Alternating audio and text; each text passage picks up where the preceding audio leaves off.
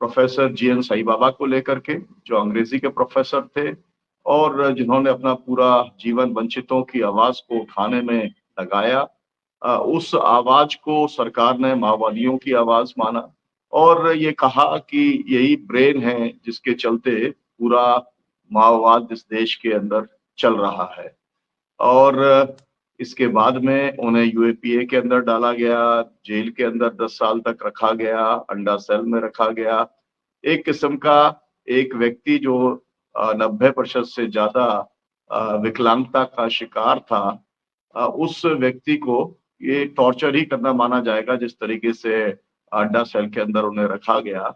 और सबसे बड़ी बात ये है कि जब बेल भी दी गई तो जिस जस्टिस ने बेल दी, उस जस्टिस के को भी इस सिस्टम का शिकार बनना पड़ा। ये सब कुछ जो हुआ है वो बाकायदा चीफ जस्टिस ऑफ इंडिया वहां से डायरेक्ट हुआ है। ये बातें नंदिता जी ने बहुत प्रयास किया है, डेफेंस की कमेटी बनी थी और आप भी जो है स्टीफेंस कॉलेज के अंदर आप पढ़ाती रही है और इस देश के अंदर जो उंगलियों पर गिने जाने वाले एक इंटेलेक्चुअल्स हैं जो इस पूरे सिस्टम का की बारीकियों को समझते हैं, जानते हैं, लोगों के बीच में ले जाने का काम करते हैं, उसके अंदर डॉक्टर नंदिता जी हैं। साथी डॉक्टर जीएन साई बाबा को की शहादत को ट्रिब्यूट दें, क्योंकि वाकई ये शहादत है, ये इंस्टीट्यूशनल मर्डर है, ये एक कोई नेचुरल डेथ नहीं है, ये तो सबको मालूम है। डॉक्टर साई बाबा की एक ही गुनाह उन तत्वों की नजरों में जो हमारे पूरे देश के संसाधनों पे कब्जा करना चाहते हैं और कई सालों से ये कोशिश चल रही है। तो वो गुनाह जो था, वो जो हाई कोर्ट जजमेंट, जो ट्रायल कोर्ट जजमेंट इनको लाइफ इन प्रिजन में कन्विक्शन जो दिया था, उसमें कुछ भी इनके खिलाफ नहीं कहा था, बस यही था कि ये डेवलपमेंट के खिलाफ थे, ये ऐसे संगठन से जुड़े थे जो डेवलपमेंट के खिलाफ है। तो सारा जो क्रक्स है उसी में निकल के आ जाता है कि किसकी परिभाषा डेफिनेशन की, किसका डेफिनेशन डेवलपमेंट का, कौन है ये लोग जो एक तरह की डेवलपमेंट चाहते हैं जिसमें वो हमारी जो रिच रिसोर्सेज हैं आदिवासियों के लैंड्स में, वो लूटना चाहते हैं, चाहे वो मिनरल्स हों, चाहे वो पेड़ हों, चाहे वो नदियां हों, चाहे वो जमीन हो। तो जो लोग उसके खिलाफ आवाज उठाएंगे या उनका साथ देंगे, जो बेजुबान हैं, जिनके ऊपर ये जुल्म ढाए जा रहे हैं, जो आदिवासी जनता है हमारी, तो उन आवाजों को साइलेंस करने के लिए ये पूरा का पूरा तंत्र रचा गया और वो ही चल रहा है। फादर स्टैन स्वामी के साथ भी वही हुआ था, सुधा भारद्वाज के साथ, और जितना भीमा कोरेगांव में साथी अंदर गए, वो लोग भी ऐसे लोगों के लिए शोषण के खिलाफ आवाज उठा रहे थे और बहुत सक्रिय तरीके से उठा रहे थे। तो साई बाबा का यही एक जो गुनाह माना जाएगा इन लोग की नजरों में, और पूरा एक साजिश के तौर पे एक केस इस तरह से बनाया गया। तो उनकी हेल्थ, पोलियो से वो 5 इयर्स से ही वो मतलब अफ्लिक्टेड थे, लेकिन उसके अलावा व्हीलचेयर में थे, 90% डिसेबल थे, लेकिन उसके अलावा उनको कोई इस तरह की बीमारी नहीं थी। जब उनको पहली बार अरेस्ट किया किडनैप करके, जब वो रास्ते में थे इवैल्यूएशन सेंटर यूनिवर्सिटी का, वहां से जा रहे थे अपने घर, तो रास्ते में किडनैप करके उनको ले गए और फिर लगातार इस तरह से इल ट्रीट किया, फेंका इधर से उधर। उनको कोई भी वहां पे मतलब कन्वीनियंस नहीं मिली जो जिससे वो सर्वाइव कर सके प्रॉपर्ली। तो बड़ा मिरेकल था कि किस तरह से वो सर्वाइव करते गए, उनकी इतनी हिम्मत और उनका जो जज्बा था। और उन्होंने लिखा भी कि ये चाहते हैं कि मैं मर जाऊं लेकिन मैं मरूंगा नहीं ना। और इतनी ब्यूटीफुल पोएम्स उन्होंने जो लिखी हैं वहां पे वाइल इन जेल, वो पब्लिश भी हुई हैं। चिट्ठियां लिखते थे अपनी वाइफ को, वसंता को। तो ये स्ट्रगल हमारा जो था, हम लोग मतलब इतने खुश हुए कि अल्टीमेटली कुछ राहत तो मिली, वो बाहर आए। हालांकि उनका बदन, उनका उनका शरीर काफी हद तक टूट चुका था और उसी का रिजल्ट था कि ये जो अनट्रीटेड इनके एलिमेंट्स थे, तो अब जो नौबत आ गई कि सर्जरी करनी पड़ी, तो उसमें इनके कोमोबिडिटीज भी थे साथ में कि वो कॉम्प्लिकेशंस हो गए। तो इसको मैं इंस्टीट्यूशनल हत्या ही मानूंगी। और उनके जज्बे को सलाम करते हुए, उनका जो सपना है उसको पूरा करने के लिए सारे साथी जो अभी लड़ रहे हैं उनको और ज्यादा एकजुट होके आगे बढ़ना है, ताकि वो लड़ाई जारी रहे। और साईं बाबा अमर हैं, वो मर नहीं सकते, हमारे सबके लिए वो अभी भी हैं, उनका स्पिरिट हमारे साथ है और हमको गाइड कर रहा है। बार बार बोलते हैं, अर्बन नक्सल की बात बोलते हैं, और अब तो वो बहुत ही गोदी मीडिया उसको बहुत ज्यादा प्रचारित प्रसारित करने लगा है। और अब तो वो एक के बाद एक पार्टियों को ही अर्बन नक्सल की पार्टियां वो लोग बताने लगे हैं। तो ये जो आप पूरा चल रहा है, इससे लोकतंत्र को कितना खतरा है, संविधान के अंदर जो स्वतंत्र अभिव्यक्ति का अधिकार है उसको कितना खतरा है। और जो इनके साथ हुआ वो तो राइट ऑफ डिसेबल्ड जो है वो भी, उसका भी पूरी तरीके से वायलेशन हुआ है, ह्यूमन राइट्स का वायलेशन हुआ है। दुख है उसको, उसके बारे में कुछ कहना चाह रही हूँ, क्योंकि साई दोस्त भी थे और उनका जो लॉस है बहुत भारी तरह से महसूस हो रहा है। और दोस्त एक तो एक किस्म का पर्सनल लॉस भी है हम लोग का, हम सब का। जहाँ तक उनका इन्फ्लुएंस था और जहाँ तक उनका इन्फ्लुएंस ऑफ हिज थॉट था, वो एक समय था जब डेमोक्रेटिक वैल्यूज हम सब को महसूस हो रहा था कि डेमोक्रेसी वो श्रिंकिंग। और ये एक्सप्लिसिट और इम्प्लिसिट एक्सपेक्टेशन थे हम पे कि हम ज्यादातर चुप रहे। जो रेड कॉरिडोर जिसको वो रेड कॉरिडोर कहते हैं, आदिवासी लैंड्स में जाके जिस तरह से वायलेंस हो रहा था, पैरामिलिट्री फोर्सेस को घुसा रहे थे और मिनरल्स को अप्रोप्रिएट करने के चक्कर में थे डेवलपमेंट के नाम पे। वो स्थिति जो है उसको जो सिटीज में हो रहे थे हम लोग लिंक कर पाए, and Sai was instrumental in that.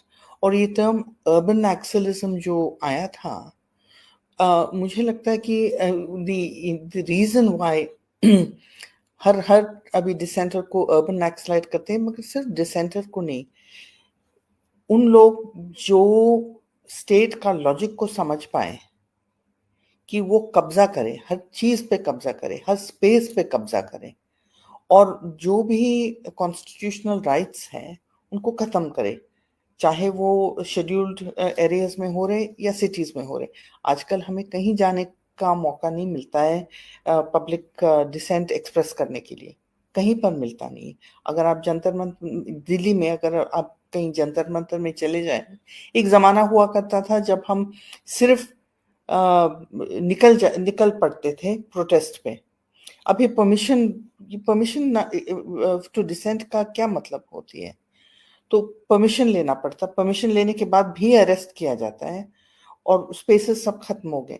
तो ये स्टेट का जो, स्टेट नहीं, मैं कहती हूँ, अब मेरा समझ है कि स्टेट और कॉर्पोरेट्स ज्यादातर वो एलीट का जो नेक्सस है हर स्पेस पे कब्जा करने लगे हैं। और उनका ग्रीड जो है इतना है कि कुछ भी वो जितना भी खाएं, जितना भी स्पेस कब्जा करें, जितने लोग को भी अंदर कर लें, वो सेटिस्फाई नहीं होता है। तो ये अर्बन एक्सल का जो टर्म है, मैं समझती हूँ कि it is actually a term of praise, कि हम समझ पाए कि जिस तरह से डेमोक्रेटिक वैल्यूज को खत्म कर रहे हैं, डेमोक्रेटिक स्पेसेस को खा रहे हैं, और लोगों को, मैंने कल कहा था जेएनयू में, लोगों को जो है एक किस्म का कैद, लोग कैदी हो गए, डर के कैदी हो गए, सर्वेलेंस के कैदी हो गए, और ये जुडिशियल प्रोसेस के भी कैदी हो गए। आप अगर 10 साल रुकेंगे एक फैसला सुनने के लिए, आप तो खत्म हो जाएंगे जेल में, क्योंकि जेल ऐसी जगह है जहां पर वो आपको छुपा के एक जिस तरह से उनको किडनैप किया गया, अबडक्ट किया गया, फिर छुपाया गया है जेल में, उनको छुपा के चुप चुप के धीरे धीरे उनके पूरे बदन को खत्म कर दिए। और वो चाह रहे थे कि उनका माइंड भी काम करने से रोके या इतना ट्रबल्ड हो जाए कि वो कुछ कर नहीं पाए। तो जेल ऐसी जगह है, तो वो जगह जहां पर लोग चुप मतलब जितना भी हल्ला करे वो दिखेगा, किसी को नहीं दिखता है। वो उस तरह का सिचुएशन 1990 से धीरे धीरे आ रहा है पब्लिक स्फीयर में भी, मेट्रोपोलिस में भी। लोग डरते हैं बोलने के लिए। आज ज्यादातर अभी कोई कुछ कहना नहीं चाहता है, कोई कुछ प्रोसेशन में जाना नहीं चाहते, डेमोन्स्ट्रेशन में जाना नहीं चाहते। वो डरते, लोग डरते हैं पोस्ट करने से कि कोई उनको एनआईए या किसी किस्म के जो भी इतने सारे स्टेट के जो आर्म्स हैं आके उनको उठाना ले, क्योंकि उनको मालूम है कि जुडिशियल प्रोसेस भी ढंग से नहीं चलती है। जो सेशंस कोर्ट में हुआ है, इट वाज अ डिसग्रेस। उन्होंने आंख से आंख नहीं मिलाया साय से। पहले से ही एनआईए ने जो उनको कहना था लिख के दे दिया था जज को। तो जब हम ये सब इंस्टीट्यूशनल मैकेनिज्म जो फेल हो रहे हैं बार बार, और जो परमिशन दिया गया है वो state has taken that permission, corporates have taken that permission कि खा लो, जगह खा लो, लैंड खा लो, डेमोक्रेटिक स्पेसेस खा लो, साइलेंस कर दो लोगों को। तो एक किस्म का जो सेल्फ सेंसरशिप हम लोग करने लगे हैं, वो जो है साय ने उसको बहुत ही बारीकी से समझा था। और जो कैंपेन हम लोग कर रहे थे यूनिवर्सिटी में, वो तो अगेंस्ट ऑपरेशन ग्रीन हंट, वो जो कश्मीर में जो हो रहे थे, नॉर्थ ईस्ट में जो हो रहे थे, और यूनिवर्सिटी में जो हो रहे थे, उनके खिलाफ जो है ऑर्गेनाइज करके थोड़ा सा बोलना, वो जो है बहुत ही भारी पड़ा उनको, और बाकी भी कॉमरेड्स को बहुत ही भारी पड़ा है। तो मुझे लगता है कि साय इसीलिए उनको डेंजरस माना जा रहा था, not because he committed any act of terror. वो केपेबल थे ही नहीं। जिस तरह से हम लोग अभी धीरे धीरे, जैसे हम लोग एज हो रहे, हम इधर उधर दौड़ के कुछ नहीं कर सकते, मगर जो डेंजर है वो दिमाग में है कि वो समझ पाए सिस्टम को, और तरीका भी निकाले थे कि इसको कम से कम हम बोले, हम समझाएं। इसलिए वो टीचर थे, first and foremost I am a teacher उन्होंने कहा है। तो वो समझाए, हम भी यही करते हैं, समझाना चाहते हैं कि भाई ये है दुनिया, और ये है एक तरीका है दुनिया को समझने के लिए। और उसके बाद जो कोई करता है या नहीं करता है, पार्टली उन पे है, पार्टली हम जिस तरह से ऑर्गेनाइज करें। हमें तरीके भी ढूंढ निकालना पड़ रहा है आजकल। तो मुझे लगता है कि ये सब वजह से साय और बाकी कॉमरेड्स, सिर्फ साय नहीं, बाकी कॉमरेड्स को भी डेंजरस मान के धीरे धीरे उनको खत्म करने के चक्कर में है। स्टैन स्वामी ने क्या किया? कुछ नहीं। और जो साइलेंस है, जो और लोग, एक तो लोग चुप रहते हैं, दूसरे अभी पर्टिकुलरली हिंदू राइट के आने के बाद और उनका अपना जो ग्राउंड सपोर्ट है, लोग खुलेआम वो कहते हैं जो हम पहले सोच नहीं सकते कि लोग कह पाएंगे। मैं ये चाहूंगा कि जिस तरीके से जो डर का माहौल पैदा किया जा रहा है, तो ये भी एक जो पूरी घटना है कि हम कितने क्रूर हो सकते हैं। क्रूरता की जो पराकाष्ठा है कि हम ये नहीं देखेंगे कि व्यक्ति कितना डिसेबल्ड है, हम ये नहीं देखेंगे कि वो कितना बड़ा प्रोफेसर है, हम ये नहीं देखेंगे कि उसके जीवन में कितनी पारदर्शिता है, हम कुछ नहीं देखेंगे। अगर हमारे रास्ते में रोड़ा बनोगे तो हम तुम्हारे को खत्म कर देंगे। और ये सिलसिला लगातार चलता चला जा रहा है। और इसका मुकाबला करने वालों की संख्या लगातार कम होती चली जा रही है।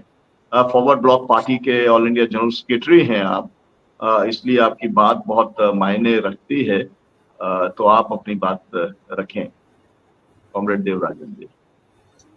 बहुत बहुत धन्यवाद डॉक्टर सुनीलम जी। आज सुबह आपने हमको इसी प्रोग्राम के लिए इनवाइट किया है। मैं हमारा पार्टी नेताजी सुभाष चंद्र बोस द्वारा स्थापित ऑल इंडिया फॉरवर्ड ब्लॉक की केंद्रीय कमेटी की तरफ से हम प्रोफेसर साईं बाबा को विनम्र श्रद्धांजलि आपकी इसी चैनल के माध्यम से प्रेषित करता हूँ। एक बहुत बड़ा लॉस हुआ है हमारा जो प्रोग्रेसिव आंदोलन है हमारा देश की। इसी आंदोलन का अलग अलग रूप है। ये सब अलग अलग, कुछ लोग पॉलिटिकल पार्टी की बैनर के तले अपना बात रखने की कोशिश करते हैं, कुछ लोग अपना सामाजिक संगठन की माध्यम से अपना बात रखने की कोशिश करते हैं। ऐसे भी कुछ राइटर्स है, कुछ साहित्यकार है, ये सभी ने अपना अपना जो फील्ड है उसी के माध्यम से इस भारत की किस प्रकार की गणतंत्र को रक्षा करना, उसका पुनर्निर्माण करना और सबको अपना सुविधा प्रदान करना, उसी के लिए तो काम करते आ रहे हैं। जैसे सरकार और देश एक है, they are one and identical. Actually ये तो नहीं है। इसलिए अगर सरकार और देश एक है, इसलिए इन लोगों ने कहना शुरू कर रहे हैं अगर अब सरकार के खिलाफ कुछ बोल रहे, इसका मतलब अब देश के खिलाफ बोल रहे। ये नया परिभाषा ला रहे। सरकार एक टेम्पररी अरेंजमेंट है, वो भी 5 साल के लिए, उसके पहले भी गिर सकती है, लेकिन 5 साल के लिए लोगों ने चुने हुआ एक सिस्टम। ये सरकार गणतांत्रिक हमारा संविधान के आधार पर उनको काम चलाना भी है। अगर ये काम अगर जनहित के पक्ष में नहीं है, इसके खिलाफ बोलने का, सरकार को करेक्ट करने का एक जिम्मेदारी सभी का है। एक चुनाव में लोग सिर्फ रूलिंग पार्टी को नहीं चुनते हैं, लोग ओपोजिशन को भी चुनते हैं। इसलिए चुनते हैं अगर ये सरकार अगर गलत रास्ता पर जाएगा तो आपकी जिम्मेदारी है, आप उसको करेक्ट करना है सदन के अंदर। और जो डेमोक्रेटिक लोग जो बाहर है, उनका जिम्मेदारी है पब्लिक में इस आवाज को उठाना है। ये एक डेमोक्रेसी का एक ब्यूटी है, डेमोक्रेसी का सौंदर्य इसी से आते हैं। जन आंदोलनों का राष्ट्रीय समन्वय से लेकर संयुक्त किसान मोर्चे तक, लेकिन मेरा कहना यह है, क्योंकि आप इंडिया गठबंधन का भी हिस्सा हैं, इंडिया गठबंधन ने फॉर्मली, मुझे नहीं लगता है कि जो है डॉक्टर जे.एन. साईं बाबा को लेके कोई बयान भी जारी किया है।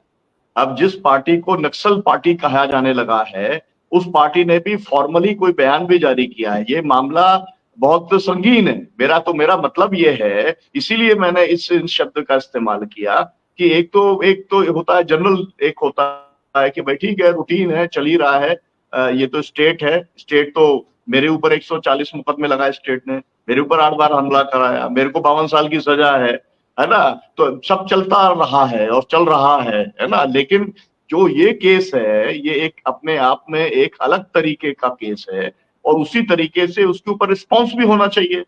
वो रिस्पॉन्स मैं नहीं देख पा रहा हूं, इसलिए मैंने ये टिप्पणी की है। ब्रेन से वो डर रहे थे या डरती है, स्टेट डरता है, वो कॉर्पोरेट लूट, मतलब पूरा अडानी अंबानी का जो राज है उसको चुनौती देने वाले, दिमागी तौर पर, वैचारिक तौर पर इनको खत्म करना है, ये पूरा एक मामला है। तो वो जो एक लोग हैं, सब लोग बटे हुए हैं, अलग अलग तरीके से हैं। आप देख लीजिए, आप कहीं पर भी जो श्रद्धांजलि सभा होगी जो है जिनका साईं बाबा को लेकर के, उसके अंदर लेफ्ट के लोग जाएंगे, बाकी लोग जो है जिस संख्या में जाना चाहिए, जो लोग डेमोक्रेसी की बात कर रहे हैं, जो लोग ह्यूमन राइट्स की बात कर रहे हैं, जो लोग मतलब तमाम किस्म से या जुडिशियल सिस्टम में रिफॉर्म्स की बात कर रहे हैं, वो सब इकट्ठे नहीं होते।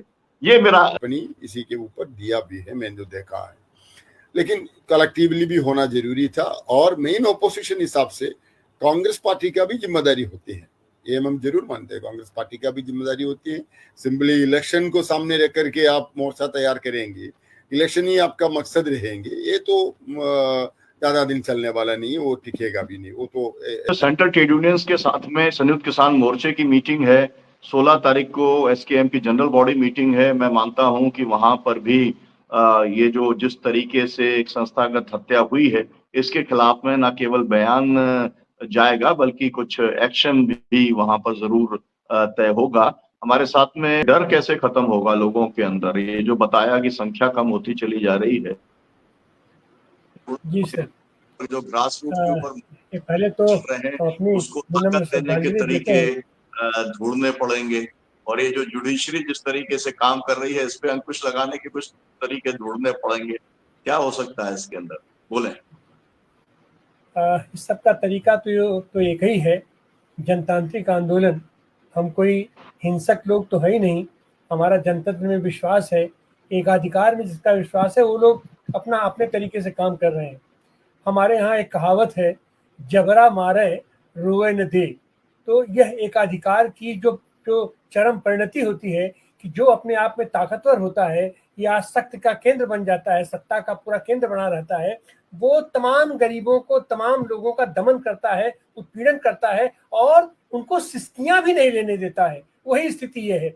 और उसमें दुखद ये है कि जितने जनतांत्रिक लोग हैं उन लोगों को भी जिस तरीके से आवाज उठनी चाहिए, नीचे जनता के बीच से तो आवाज उठती है, लेकिन असली चीज तो जब तक जो हमारे यहाँ खास करके विपक्ष है या राजनीतिक प्लेटफॉर्म पर, पॉलिटिकल प्लेटफॉर्म पर अगर कोई बात उठती है तो वही बात सत्ता के गलियारे तक पहुंचती है, और नहीं तो नीचे तो आवाज उठती रहती है। अगर हम ये कहें कि कलकत्ता में बहुत बड़ा जनतांत्रिक आंदोलन हो रहा है डॉक्टरों के खिलाफ, तो इसमें डॉक्टरों का कोई बहुत ज्यादा उनके प्रति वो नहीं है। हम तो उसको देखते हैं कि एक संगठन विशेष नियोजित तरीके से एक इशू को लेकर के वहां आंदोलन कर रहा है, और वह आंदोलन भी इसलिए दिखाई पड़ रहा है कि वहां एक जनतांत्रिक सरकार है। साईं बाबा जैसा आदमी 90% डिसेबल्ड था और 8-9 साल तक लगातार जेल के अंडा सेल में भर्ती था, उसके पास जो मूलभूत सुविधाएं थी वह भी उसको नहीं दिया गया। उसको सब लोग जानते थे कि व्हील चेयर के अलावा वो चल नहीं सकते थे, लेकिन उनके पास निपटने नहाने के लिए भी जानवरों की कीड़े तरीके से रेंग करके उनको बाथरूम जाना पड़ता था, वो करना पड़ता था। लेकिन 9 साल के बीच में कहीं आवाज सुनाई पड़ी? वहीं पर और सारे लोग हैं, बलात्कार के अपराधी, ये व्यभिचार के अपराधी, हत्या के अपराधी, वो लोग को खुलेआम उनको जेल से बाहर निकलते हैं और उनको माला फूल पहना करके स्वागत किया जाता है। तो यह कोई जनतांत्रिक तरीका नहीं है, यह तो एक तरीके से अपमान की बात है। और खास करके ऐसी हालत में हमारे जैसा आदमी तो थोड़ा अपना रोल व्यक्त करता है कि जिसके ऊपर भी नक्सली, माओइस्ट, अर्बन नक्सल जोड़ दिया जाता है तो उसके प्रति एक तरीके से लोग सशंकित हो जाते हैं, अरे अब तो ये तो बहुत बड़ा हमारे ऊपर आरोप लग गया, धब्बा लग गया, ऐसा नहीं लगना चाहिए। तो आज की तारीख में तो कांग्रेस को भी बार बार जिस किसी को भी टारगेट करना है इनको, तो उसको नक्सली कह दो, उसको माओवादी कह दो, उसको उग्रवादी कह दो, उसको देशद्रोही कह दो, और इनसे कोई पूछने वाला नहीं है। जबकि इनके खिलाफ आवाज उठनी चाहिए कि तुम क्या हो, तुम्हारी हरकतें क्या कर रही हैं। अरे साईं बाबा का एक 1 पॉइंट प्रोग्राम था कि यह जो क्रोनी कैपिटलिज्म है, पूरे देश की अपना संसाधनों को व्यक्ति विशेष को तुम देते जा रहे हो, उसके खिलाफ वो केवल बात ही तो कह रहे थे। अगर वो बात कर रहे थे तो उनकी बात का ये तुम काट करो, वो तो कभी जो बम पिस्तौल लेकर के तो आपसे लड़ने के लिए बाहर निकले नहीं। तो ऐसे अमानवीय तरीके से और मानवाधिकार के कार्यकर्ता लोग, और खास करके मैं तो कहूंगा कि इसको पॉलिटिकल फॉर्म पर, ये प्लेटफॉर्म पर जिस तरीके से बात आनी चाहिए थी उस तरीके से बात उस समय भी नहीं आई और आज की तारीख में भी नहीं आ रही है। यह दुखांत है, क्योंकि ऐसी हालत में जो भी लोग आवाज उठाने वाले लोग हैं जनतांत्रिक अधिकारों के लिए, मानवाधिकार के लिए, ऐसे लोगों का हौसला कहीं न कहीं से पस्त होने लगता है। लेकिन हम जानते हैं कि ऐसे लोगों का हौसला पस्त होना नहीं है, इस सरकार के बस की बात नहीं है, इस व्यवस्था के बस की बात नहीं है ऐसे लोगों का हौसला पस्त करना। तो हम तो यही कहेंगे, अब अभी आज जो सूचना मिली है कि गौरी लंकेश के हत्यारों को भी जमानत मिली, और जमानत केवल नहीं मिली, बाहर ला करके उनको बाकायदे सम्मान किया गया। ये बिल्किस बानो के भी हत्यारों को भी बाहर ला करके सम्मान किया गया। हमारे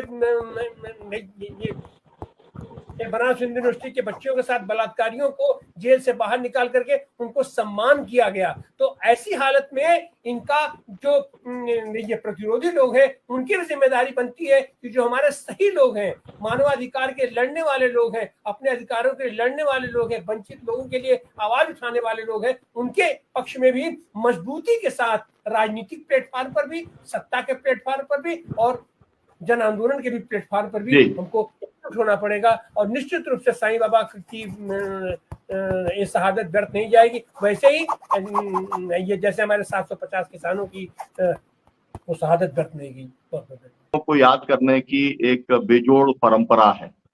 शायद दुनिया के अंदर ही मार्टर्स याद किए जाते हैं, देश में भी याद किए जाते हैं। विशेष तौर पर भगत सिंह जो है वो एक किस्म का एक ऐसे आइकॉन बने हैं जिन्हें कि चाहे इधर के हों, लेफ्ट के हों, राइट के हों या कोई भी वर्ग से आते हों, लेकिन वो उन्हें एक शहीद के तौर पर याद करते हैं।